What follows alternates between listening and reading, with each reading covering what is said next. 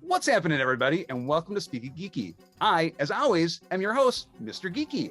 I'm very excited because our guest on today's show is one who works directly with The Simpsons, Disney Ultimate, Star Trek, Roger Rabbit, Kiwi, Beastie Boys, Muppets, and a handful of other incredibly fun stuff we can't discuss just yet. So, yeah, this is sure to be an incredibly fun show. And of course, I'm talking about none other than Super7's Nomi Kane. Welcome.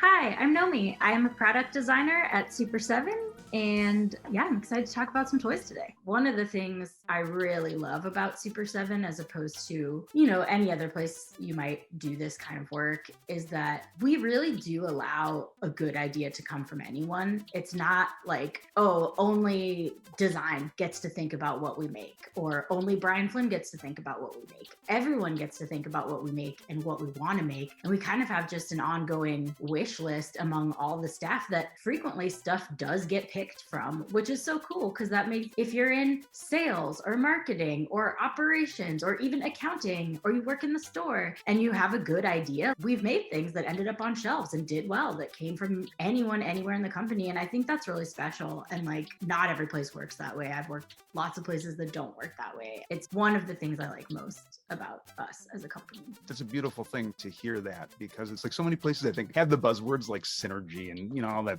blah, right? But like that's to me, that's the epitome of what synergy is, right? Is that the idea? It's like when you have all these creatives that are working all on the same page and all have the passion for the products and the history that goes along with it, to have them all working towards that goal of being able to tap into all those different arenas that they all just love.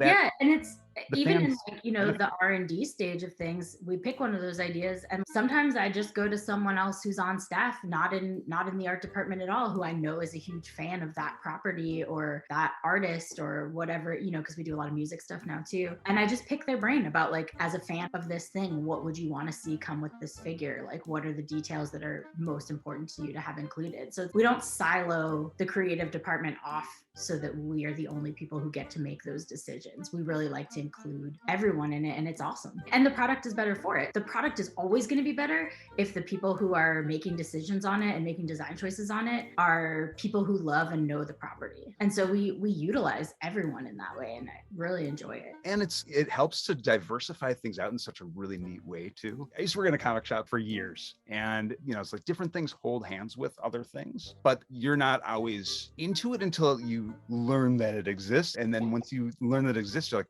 how did I not know this was there? Right? Oh yeah, that's the through line. Is like everyone on our staff is a massive pop culture nerd through and through. And so there's just this constant sharing and like opening up new things you never knew existed, which is awesome. That's really cool. Do you have favorite figures outside of, that you collect outside of Super7 too? Are there lines that you're just like 100% you want this and you're going to collect all of it? I'm having a hard time finding anyone who's ever heard of this toy company, but do you know, I think they're a Hong Kong company and they're called Hero Cross. I've heard the name.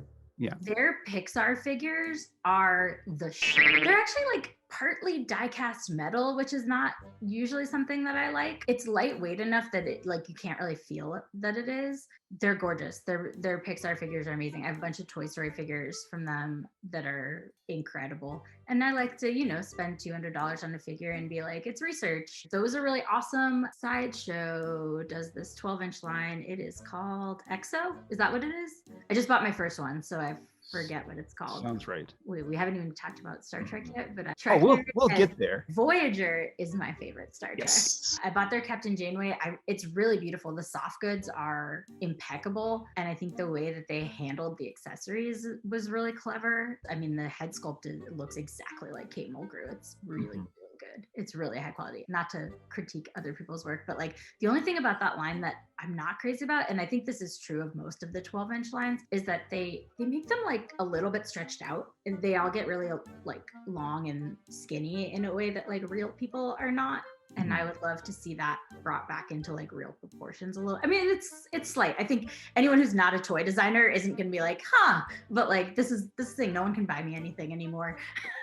It's all critique. But like overall, it's just a really beautiful, beautiful figure. And again, it's research. I can spend that on a figure because we're doing Star Trek. So I'm allowed to look at what someone else is doing on Star Trek. And yeah, so that one's gorgeous. And then I'm also just a big fan of like Japanese vinyl in general. I like Sofubi stuff. There's this Japanese designer who makes this character called Byron that's like a dragon monster that I have a couple of. That is really cool. I'm also like a Lego nerd, so I have a bunch of Lego sets that I like to put together and display. Is it like the specific brand for Lego, like if it's of a certain thing, or is it just all across the board? So I bought that Lego Sesame Street set that is, did you see this thing? Oh yeah, it was great. It's dope. It's amazing. It took me so long to put it together, and then I stupidly took it to have my nephew help me put it together, and then I had to transport it home. And in the transport home, my dog in the car like stepped on it, and I was like, do you know how hard it is to put together a 1,400 piece Lego set when they're not in like the correct bags with numbers anymore?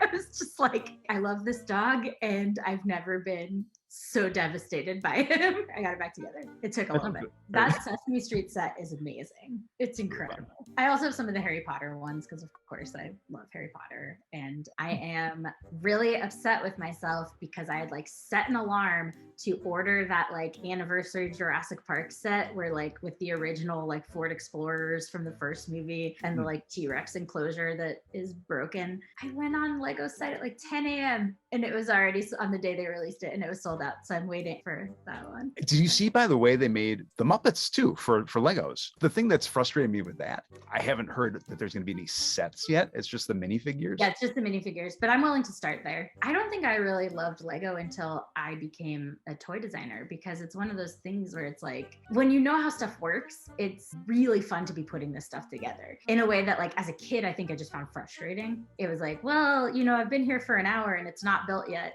And you're 7 and you're just like, all right, I'm gonna go do something else. But as an adult, you're like, oh no, and this, and this, and this. And like, I look at it like small little victories, right? You finish one of those bags and it's like, I just finished that bag, you know? It's like, yes, day is made. Serious endorphin hit. It's like, right. You take your wins where you get your wins. I love Lego. I actually love Playmobil too. Playmobil's a little bit, it's simpler. You know, the construction is much simpler. You can put a Playmobil set together in like 10 minutes sometimes. I really, really, really want that Star Trek Enterprise Playmobil set. Have you seen this thing? Oh yeah. $500 though. And I'm like, can I just haven't been able to justify it to myself. It was like that to me with the Millennium Falcon, right? Where it's like, I know I want this and I know I want to build it, but I also like want my kids to go to college. It's one of those things where it's like, I know that I want it someday and that's it will be mine. That's like a waiting for a good holiday bonus kind of thing. Yeah. It is gorgeous though. I'm also a Voyager fan. So that is like, yeah. When I saw too that, I don't know if you're following this new series, but Prodigy. I watched season 1 of Picard. I have not watched Prodigy and I have not watched Strange New Worlds yet. Strange New Worlds is great and that one just started. Yeah. But Prodigy is like the CGI animated one. And what got me into it and really excited was that I don't think this is spoilers because it's like very early on, is that Janeway is back. So I'm like, okay, sold. He's my favorite Star Trek captain. And it's a tough call because Picard is also an incredible Star Trek captain. And I love Next Generation. I've been having so much fun working on our Next Gen line. But I do hope we eventually get to Voyager because I just love Voyager. This is really embarrassing. My first AOL screen name was Janeway 2000. I was really cool in high school, guys. Yeah. I love that it's still AOL, right? You can tell the changes in the generation you're in based on like, you know. Did you ever have a Hotmail? Then, okay, you're my people. Do you remember the days where you would try and go to any of the message boards and then get kicked off immediately because someone called your home? If you don't know what A/S/LOC means, then you're too young for me to hang out with. Star Trek is also a thing where we just have a really deep bench. Next Generation went 7 seasons. There's so much we can do there. I saw that new one that you guys just showed, and I'm loving some of those choices. I mean, there's some that we've never seen, right? Armis, yeah. Armis, yes. Yeah, it's like a oil slick alien who was named after someone who had worked on the show, I believe. There's some backstory to why they named him after one of the crew members, but it's just such a like classic weird Star Trek alien. Like the whole thing with Star Trek is always like, you know, even in like the original series, there's like an episode where they meet a alien that's like basically like 6 giant rocks glued together, and like it's just very classic Star Trek to have that kind of alien, and like that's the kind of fun that you can really do in reaction. That's a place that's like kind of a playground in that way because they're much more collectible and affordable. That's where you can do things like, and then we're gonna throw in this really weird Star Trek alien just for funsies so that you can pose these and play with them and have a blast. Yeah, that was a very silly call that we made. I don't think this is giving away too much, but like the philosophy is to,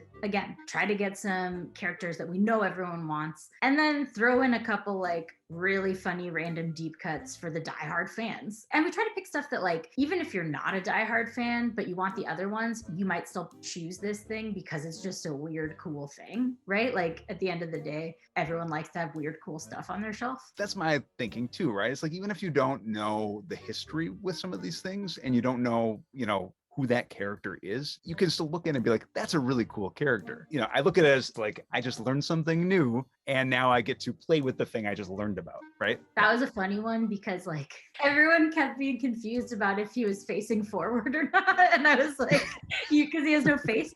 I was like, you know, he's facing forward if the arms are pointed slightly towards you, because that's the reaction, you know. Well, I mean, I think what I like about the reaction line for Star Trek 2 is that it's very similar in scale too to like the previous lines, right? It's not exact, but it's yeah, I mean, the Playmates ones, and Playmates is bringing it back. I think there's some really cool things that Playmates did in those original ones, and I actually had a few of those. I still have a Geordie, I think, somewhere. I think some of the stuff they did was really like fun and really whimsical and really in the spirit of what we're trying to do.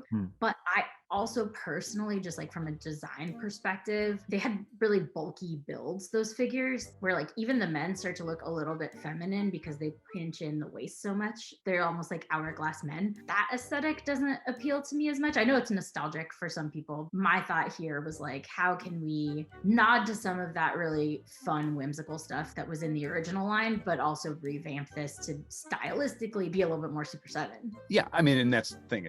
It has a very different look and feel. I'm more like, just like, can I display this together in a way that looks, you know, where it's like you're building into that. And I think the Playmates ones might actually be slightly taller too. I think we're 3 3/4 and theirs are like 4 or slightly more than 4. The 6-inch scale collector in me is wanting to know if these could ever be in Ultimates. Or is that something that is, I know for some lines there's a limitation in terms of what is. Yeah, right. I mean, the way that licensing works is you don't just get licensed to the property, you also have to have a license to certain types of things. So that's why you see us sometimes make apparel for things and sometimes we don't, because sometimes we have apparel rights to something and sometimes we don't. And within toys, it gets even more granular than that. There are things we have the master license to too. I look at all of those as an opportunity to get a little more creative with what we're doing, because at the end of the day, we don't want to make exactly the same thing someone else is already making anyway. What's the point of that? If you can already get this in this scale in a very similar style, then let's not make that. Let's make something else. With the licensing that is on the table for Star Trek, could it be in scale to, let's say, like Turtles Ultimates as an example? I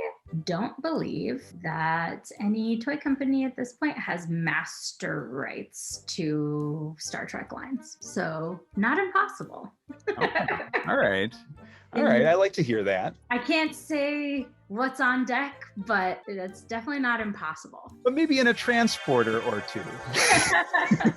Yeah, just time travel a little bit, fall into one of those Voyager wormholes, and you'll know when you get back in 827 Earth years. It's exciting. I mean, yeah, because to me, I'm like, that line really lended well towards, especially with all this fun variety of aliens. It's funny because Star Trek has so many great aliens, and like we're definitely aiming to do a lot of those. I mean, we always do a lot of research for things when we start line planning and we start concepting. I learned that actually originally in Next Generation, they had really planned for the Ferengi to be like the ultimate villains of Next Generation, but then test audiences responded sort of like meh to them because they're such a goofy alien that they like backed off of it and went with the Borg kind of being the big bad. Borg makes a great big bad.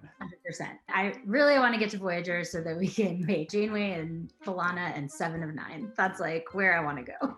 That's who I want to see. What are your top 3 Star Trek iterations? Voyager, Next Gen, and actually original series, because you have to like give credit to that. It set the tone for everything that happened after. Like Gene Roddenberry's original vision, like so much of that is actually still part of the more modern shows, right? There's a certain campiness, there's a certain playfulness. Since I started working on the Star Trek line, I like to watch an episode of TNG before bed every night. And it's like this perfect, like encapsulated thing where there's a whole story arc in that 145 minutes. And like, you feel like, you know, everything is safe again at the end of it. I think that his vision of what the future would look like as campy and silly and playful as it was, actually included a lot of things that were significant, right? Like he had women in important positions as part of the crew. I mean, he put them in really tiny skirts, but like still, like the idea was there, you know, and that there were alien ambassadors that we would just kind of like become a society that was more global and in his vision intergalactic, and those things were true in some ways. You know, it's one of those chicken or the egg things. Obviously, tons of social movements in the United States and the world over have led to what progress we have made so far. But I do think that in some ways, what the future looks like is shaped by what the past thought the future would be. Things that were on Get Smart are pretty similar to technology we actually have now. When those product designers at Apple or wherever thought, how are we going to package this technology? They actually looked to the history of what we thought the future would look like and took some nods from that. So I think that stuff is really important. We still don't have flying cars. What the heck? But I don't trust people on regular cars, so I feel like we're not. We don't want flying cars. I think the technology is probably there, but it's just. I think that it's comes down to human error. There's no way we don't know how to do it. It just seems like a bad idea. A lot of the inspiration, I think, came from Star Trek too, for what we know as modern stuff. You know, I mean, there's a reason that my iPhone seems like a tricorder, and it's because someone had made up a tricorder before someone made up an iPhone. So I have to have some respect for the original series in that way. Like, yeah, sure, there's definitely some like sexism and racism in there that I'd like to see go away, but the vision of it was pretty advanced for the moment. I noticed Enterprise wasn't on your list. That's You know, the only place Scott Bakula belongs is on Quantum Leap. He's a treasure. Maybe that played into it was that people were expecting Scott Bakula to be Scott Bakula from Quantum Leap, and they were like, "Why are you not talking to Ziggy? Why are you?" I was so upset that the actor what was his name? So he was on Quantum Leap and then he was on Battlestar Galactica. I think it's Al. I think his name was Al. Yeah. Was his name Cavill on Battlestar Galactica? I don't know. I'm just assuming you've watched every space show like I have. Good assumption. Whether I can remember all the names is another thing, but if it takes place in space, I will watch it. That's you see The Expanse? The Expanse is so good right up until that final season. That's the thing, and that's what I loved about that show, was that it was like, doesn't matter where we go, we still bring ourselves with us, and ultimately because of that, it's going to be inherently flawed, right? And in fun, parts of it'll be fun, parts of it'll keep the humanity there, right? But it's also like there's going to be the ickies that come along with it, you know? The Expanse is great because it felt like a not super distant future. The setting was a very logical progression of what happens to humanity. Anyway, sidetrack. Yes, I will watch anything that happens in space, and I would love to make action figures of anything that happens in space. Babylon was one of my all-time favorites. Babylon 5. That one. What? Okay, I have homework. Okay. Babylon 5 was basically, that was Straczynski. Also did comic stuff. He wrote some of the Spider-Man. He brought a lot of like veiled politics into it, where, you know, it's like we're kind of like Next Gen. Next Gen tackled a lot of that too. You know, politics in space. I'm about it. That's what The Expanse is mostly about. I have a ton of questions, clearly. So I figured that maybe we could dive into some of my favorites, and in this case it would be Springfield focused. I've seen every episode of The Simpsons multiple times, so I oftentimes thought that I was like an Uber fan, but then I have described that as an Uber fan.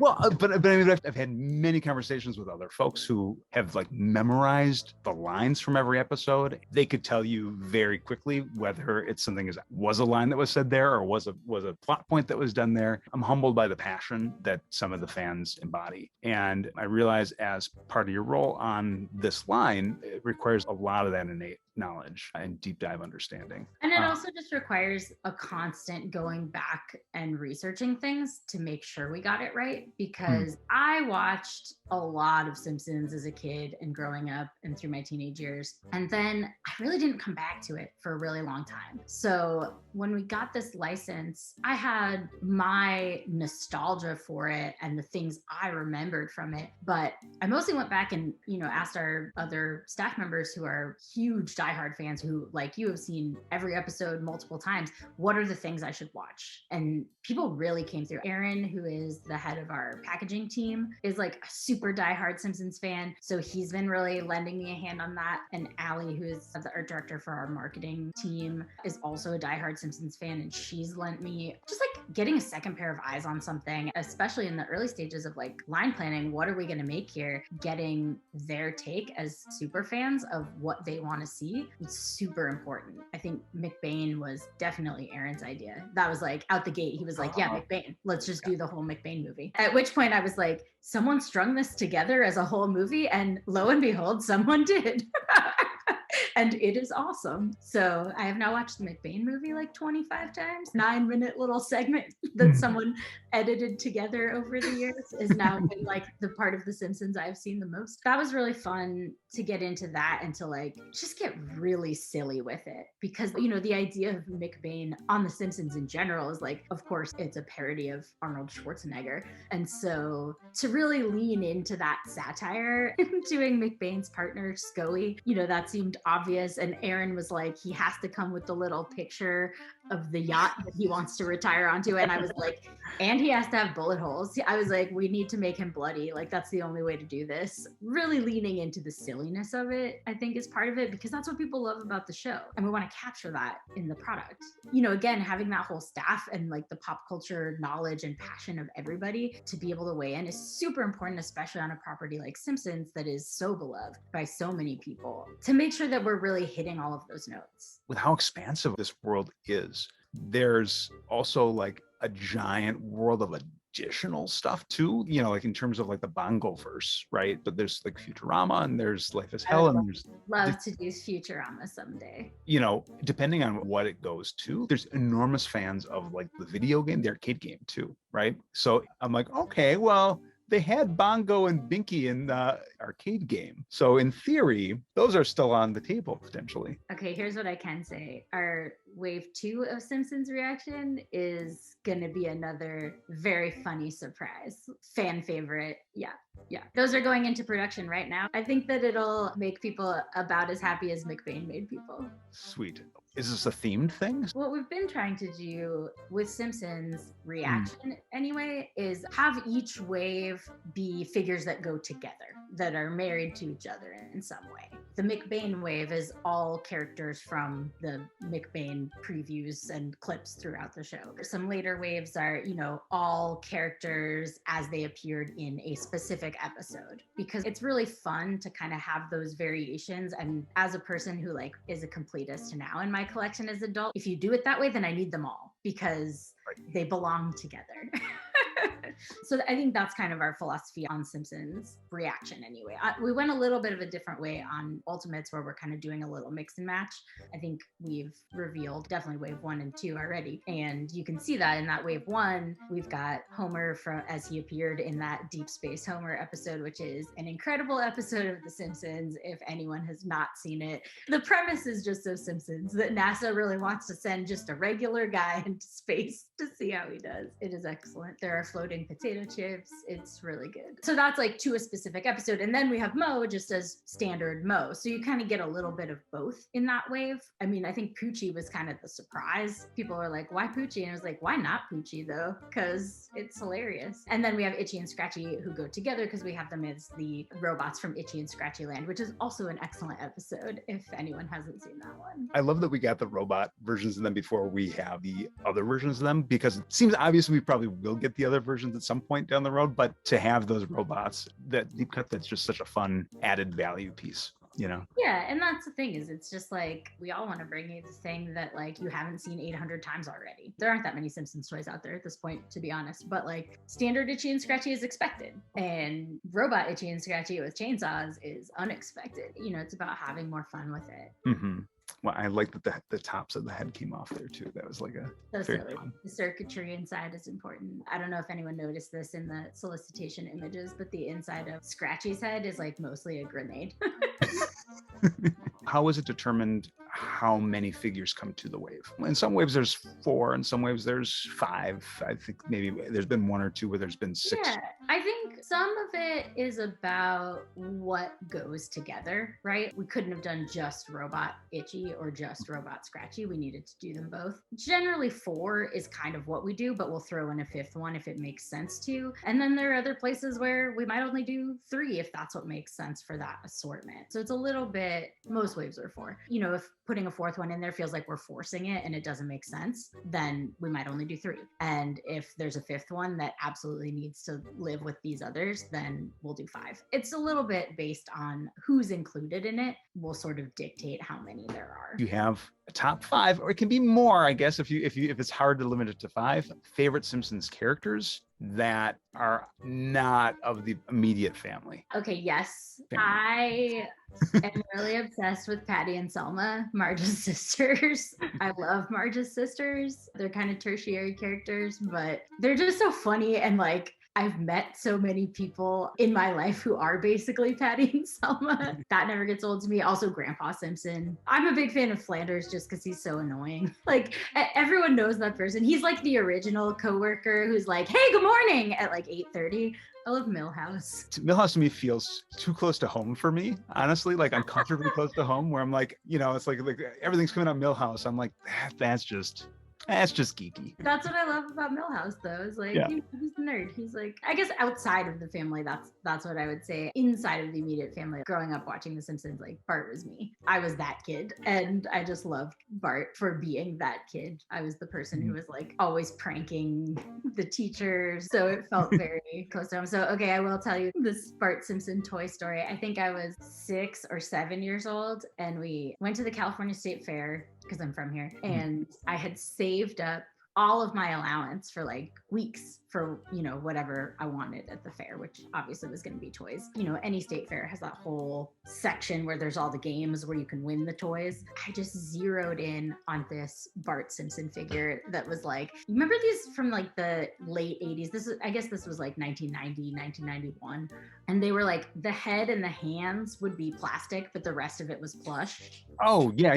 I don't remember your story. Okay, yeah, yes, I know what you're talking about. The head and the hands were plastic and the rest of him was plush. And he was like as big as our super sizes. He was like 16, 18 inches. And I was just like, I want it. And my dad was like, well, that's like the biggest prize they have. You have to like super win to get that. And I was like, I don't care. And it's like one of those things where you have to like throw a ball and get it in like the milk jug. And I'm giving the guy another $1 and I'm doing it and I'm doing it. And I'm doing it. And finally I go to open my wallet and there's $0 more left in there. And I'm 7 years old and I'm standing there and I'm looking in my empty wallet and I'm looking at my dad and I'm looking at the teenager who's running this game. And I just burst into tears because I don't have any more money. And my dad was like, it's a really valuable lesson on how you spend your money. Like my dad was trying to do some like important dadding. My dad's like, this is what happens is like, you have to be smart about how you spend your money because then it's gone and you didn't get anything for it. And the teenager who was running the game was like, and he just like put the ball so it looked like it went in the milk jug. And he was like, we have a winner. And we have a winner. He just didn't want me to cry. And he like grabbed that Bart Simpson and gave it to me. And it was like everything had been worth it. I kept that thing forever. I had that thing till I was like in high school and I'd gotten rid of everything else. When you're a kid, you just like, there's a certain toy you just want it so bad. Well, so like every toy for me. I have a special place in my heart for Bart Simpson. That's awesome. And I know what you're talking about too. They had the smaller versions of that too with the family where I want to say it was like Burger King or something maybe. Yeah, I think they did. Yeah, I did not care if I got the food. I would ask my parents to go there just to go, and it couldn't be all at the same time. And not only that, but I think they didn't release them all at the same time. It had to be like once every couple weeks they put a new one out. And I just remember that was my obsession until that line was completely completed. Even collecting toys as an adult is actually not that different than collecting toys as a kid, because it's that feeling of, we talk about this, that like objects in our lives have significance. And it's not necessarily about, how much money they cost. It's not a materialism status thing. It's that we assign significance to objects and we wrap up a lot of emotional value into a thing. And I remember Brian Flynn saying this to me like near the beginning of working there. What we bring to people is a luxury item. It's like something that is a gift, that is joy. You open this and you have this thing and it brings you joy. And it's not about what it cost or where it came from, or it's just the thing itself brings you joy. And I think that's the goal with everything we make. We want to make things that people open up and are like, yes, like this makes my heart happy. And then I put it on my shelf, and every time I walk past the shelf and I see that thing, I get a little dopamine hit. And that's what it is. It's about the feeling it gives you. It's about, if it's The Simpsons, all of the emotional investment you have in The Simpsons is suddenly bundled into this thing you can hold in your hands. And when you have that in your house and you see it, it brings you all of the joy of the show, like in that moment as you pass it on your way to the kitchen. Not to get overly philosophical about what we do, but like that's what it's about. That's a beautiful thing. It's more than toys. It's memories, and it's about, like you're saying, everyone has their own connection in their own special way to these items, whether it's memories they have or new memories they get to make around them. If they're having a current day with their family now, it's something new they get to enjoy in a different way, Yeah, I actually got my mom the super-sized Pinocchio for Mother's Day, and my mom is not a collector of anything. She doesn't care. She's just not a person who has ever been into collecting. But like, she opened that and like holding actual Pinocchio with like his actual clothes that looked like he just came off the screen. She was like, you could see it because she loved that movie and she's filled with joy. I could see her put it up on the shelf, and then every time she walked by it the rest of the day, she would smile. And like, that's what it is. That's what we're giving you. It's so cool. It's one of the few things that when you think of toys and when you think of things that are, it's pure, and it's like something where it's just, it embraces the idea of play and enjoyment. And there's few things in life that does that. Yeah. And then we try to make it a whole experience by giving you the raddest packaging. So even just the unwrapping it or like the not unwrapping it gives you joy. I know. I was going to say too, the packaging that they're all doing over there is like, oh, it's bananas. It's phenomenal. And it's also like, it almost takes up a whole other room because there's no, the super-sized boxes are really ruining my house. It's a testament to like how awesome they are, but I can't think of another time in my life where it's like I've wanted to hold on to the packaging just as much as I wanted to hold on to the figures, because it's just like you can tell how much work went into it. Oh, our packaging team is phenomenal, and we work really hand in hand with them. I mean, of course, now that we're remote, it's a little bit different, but we used to be all in one room. Like we had an open air office, and it would just be like, I'm sitting here and Dennis is sitting next to me and I'm working on something and he's looking at my concept and he's like, okay, I have an idea for this. Or I'm looking over there and I'm like, oh, what would be awesome is, and so like there's a collaboration happening there too. That's just really fun. That's fun to get to have that immediate reaction to the building of dreams. A lot of folks have their favorite episode or episodes of The Simpsons, and some are really well known, while some are met with blank stares if you say, oh yeah, do you remember like this character or this plot point? Do you have any episodes that stuck out to you from The Simpsons series that were just like, whether it's a recent one or whether it's one from when you were younger, that are considered more classic, I guess? Yeah, that Itchy and Scratchy Land episode is just a great episode, and I was so excited we were making those because it's almost like Evil Dead meets The Simpsons. It has that totally over the top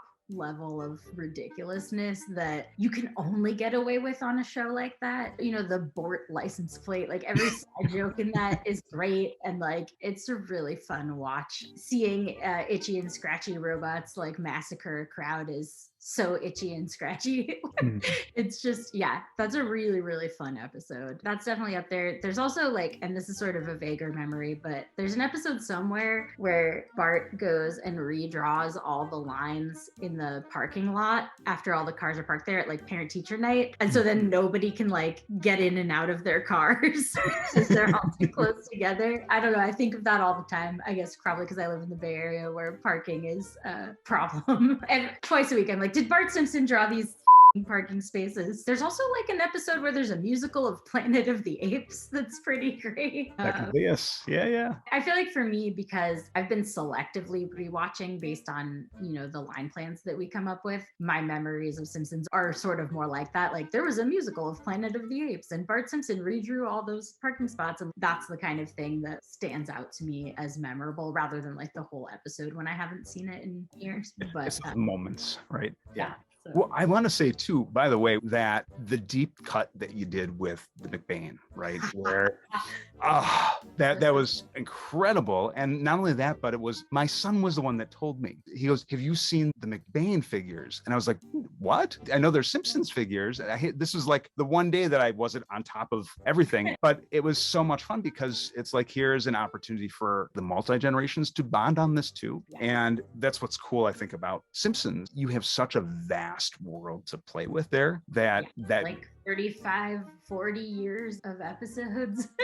Right. All the way back to Ms. Bots. What's weird is doing some of the research on Simpsons when we first got the license. I went back and I actually rewatched a big chunk of the very first season. And what was wild to me is that the animation is a little rougher in general in that early season, but the characters are in episode 1 absolutely themselves. Like they came into the world fully formed and their personalities fully defined. And like, you know, that first episode is about Homer not getting a bonus and not being able to get his kids anything for Christmas and like somehow ending up with Santa's little helper. And like, it just really encapsulated how much this is a sad and funny show. Like it's a funny show that also deals with like the sad realities of like modern human existence. And it's like, it's very existential in that way. And it's all there in episode 1. It's wild. Yeah. I mean, I think that's what resonates and why it has continued for so long is like, you know, is that it taps into, it's ongoing. The story is ongoing because reality is ongoing. The fun and the sadness that's commingled with it, right? And that's honestly, there's similarities there with Peanuts in my mind too, especially with the strips, right? Not necessarily the TV specials weren't all written by Charles Schultz, so they have like a slightly different, those were co-written, so they have a little, you know, for TV they were like, we want this to have a happier ending.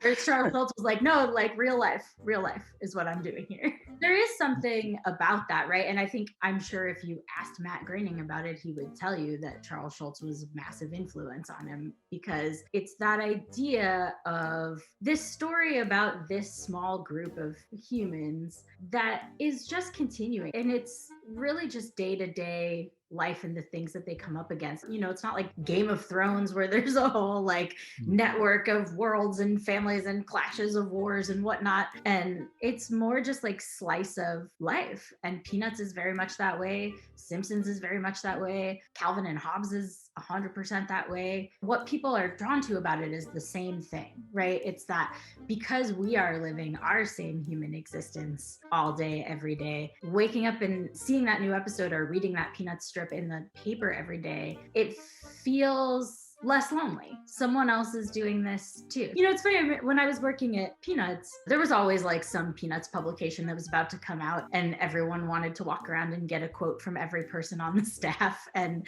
there was something where it was like, if you could sum up Peanuts in like one sentence, what is it about? What would it be? And everyone on staff had to answer this. And one of my coworkers said failure, and I said hope, which is funny because it's sort of both. But I think like if you see it as about failure, and Simpsons too, then you're actually missing the big takeaway, which is that tomorrow they're still going to try again. And that is what it really is. In the face of overwhelming odds against you and so much evidence that you're never going to win, you still get up and you try again. Charlie Brown will try to kick that football every time, and he is never going to kick it, but it's that he tried. right? So it's actually about hope. I'd agree with that. I mean, I think, it's like, it's two sides of the same coin, right? It's about perspective. And that's the thing, is the idea of looking at something as a failure versus being hopeful about getting to continue trying again. Talking about the same thing. It's just about how you are thinking about the impact of. And it's a glass half empty, glass half full, I guess, at the end of the day.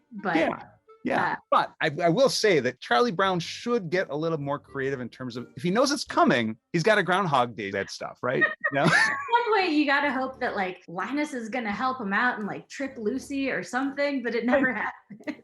Right. I remember growing up and just being like, why is Lucy doing this to him? That's just so like...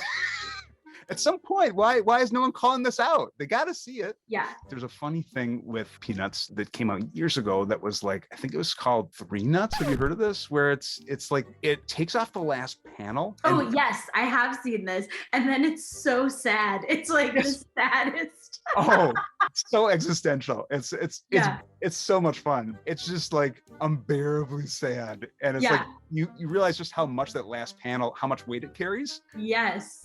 It's like the despair of it without the punchline is so intense. But I'd say that it's probably a fair assessment of most comic strips, right? That are in... Sure. Yeah, if you take out the punchline, most comic strips are going to end on kind of a sad note. People always are like, was Peanuts your favorite strip growing up? And I was like, no, man, I was a kid. I wasn't that smart. My favorite strip was For Better or For Worse. And really, I didn't understand what was happening in For Better or For Worse. I just liked the drawings and there was a dog in it. Sometimes that's all it takes, right? And it's like Mother Goose and Grimm for me. I was like, I like the style of the way this is drawn. So, I couldn't tell you any of what happened in that comic strip. Right. I have no idea. I mean, For Better and For Worse is about a family. And it's actually an interesting one because everyone actually gets older as the strip goes on. It's like one of the only strips that does that. Oh. And then at a certain point, everyone got so old, the dog died. And then I never read it again because I'm not trying to torture myself. Oh, man. I don't want to read any comics where the dog dies. No, thank you.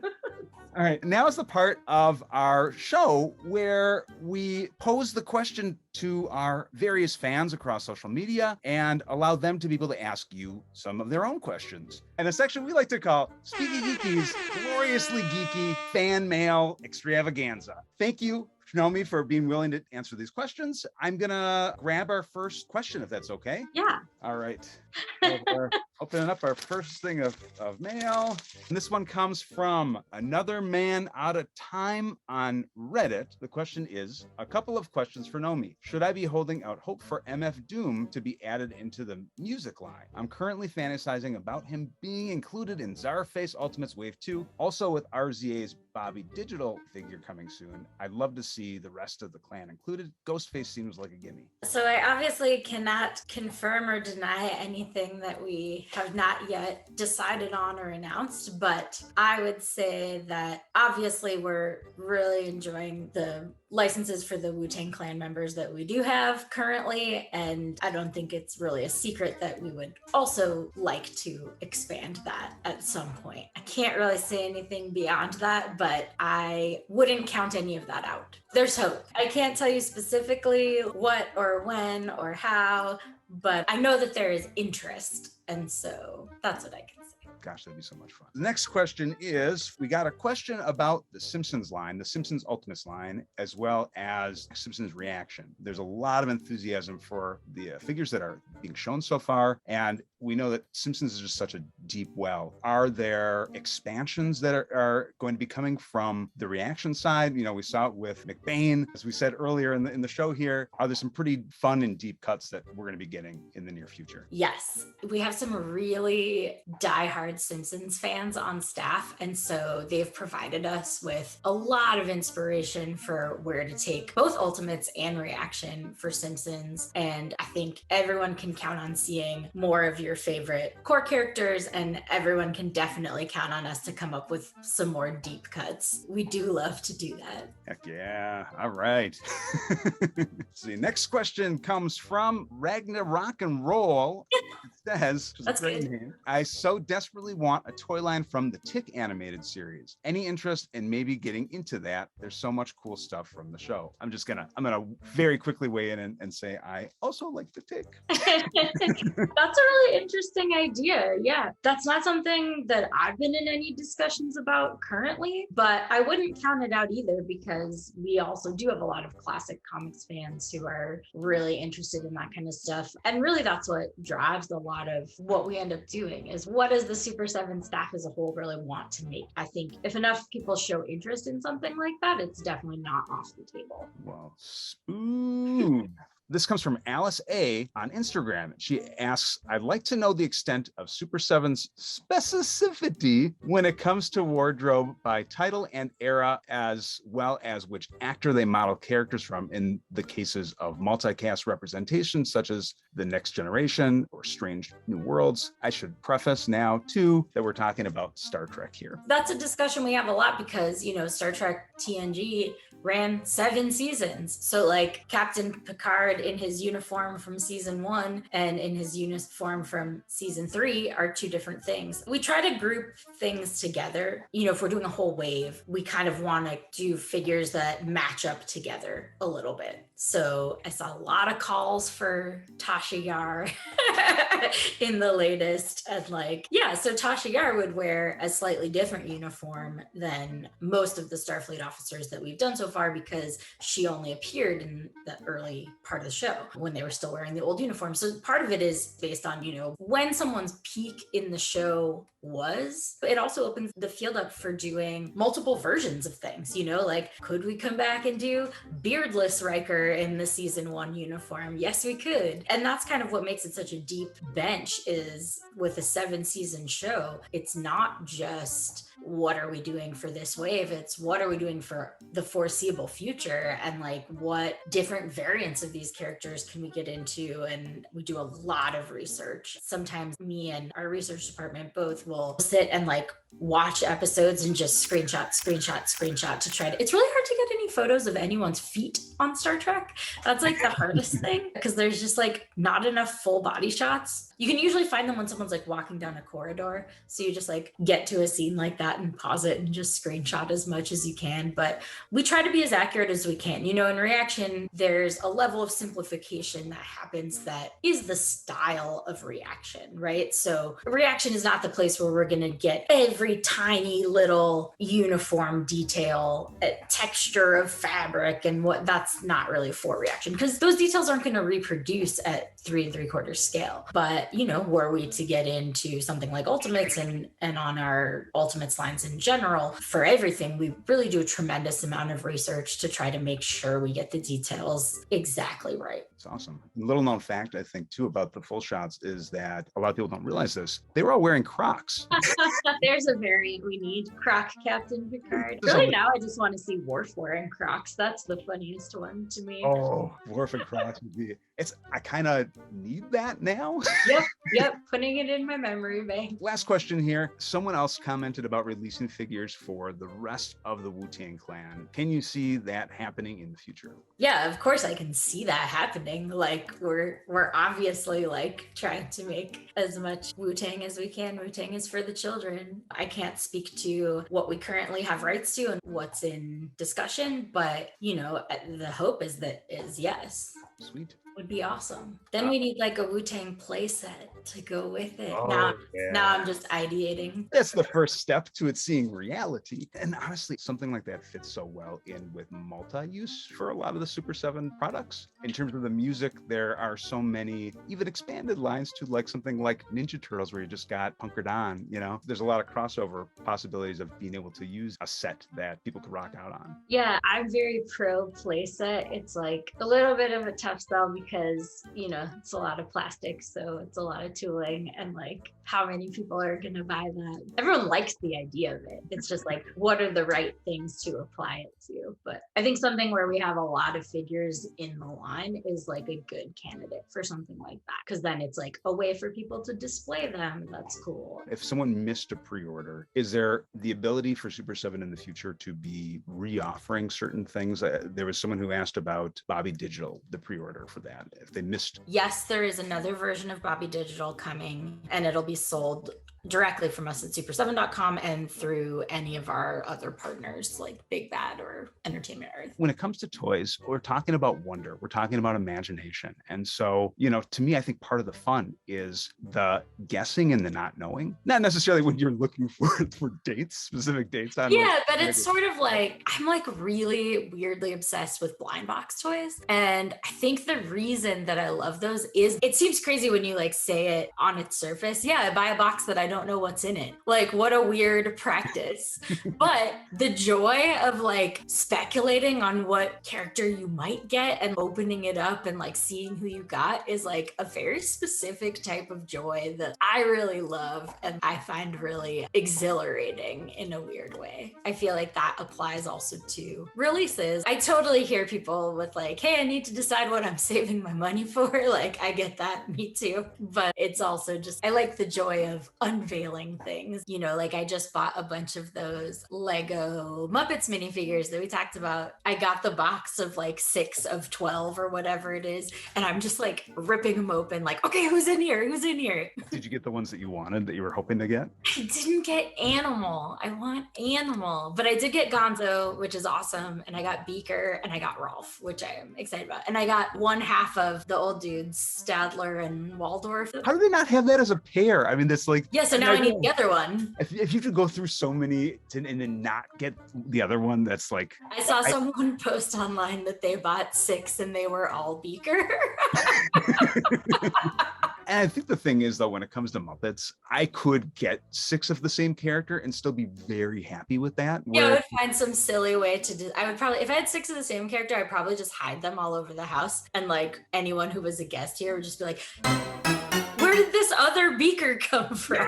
Like finding it in because I like to live my life like that. It's a good way to live. And it's low cost, low risk too, right? It's just it's $5-10. It's for that dopamine hit of, this goes back to collecting in general. I feel like people who are not collectors sometimes have this attitude of, I don't understand this phenomena of collecting and like, spending whatever disposable income you have on collecting. And I think it's, it's like we talked about, it really comes down to that joy that you experience. We as human beings, we place a lot of significance in objects. You have something that like your grandmother gave to you when you were a kid, and it doesn't matter what that something is. It's that she gave it to you, and it like creates this sort of space in your mind to like hold on to that moment and that bonding that was happening there, right? And it's the same like when we make these toys of all these licensed characters that we have all this like positive association with, it creates that same thing. Like having the toy and like having it in your house where you see it all the time is like constantly calling up that positive memory for you.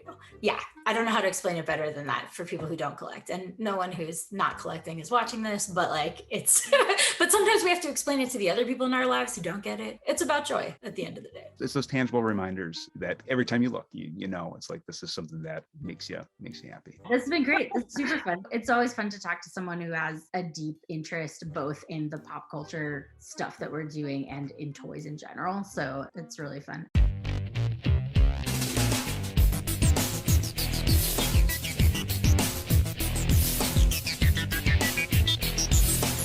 Well, that's it for part 2 of our exclusive interview series. But stay tuned, because part 3 is coming right around the corner. We realize you could have been anywhere and you chose to nerd out with us, and we appreciate that.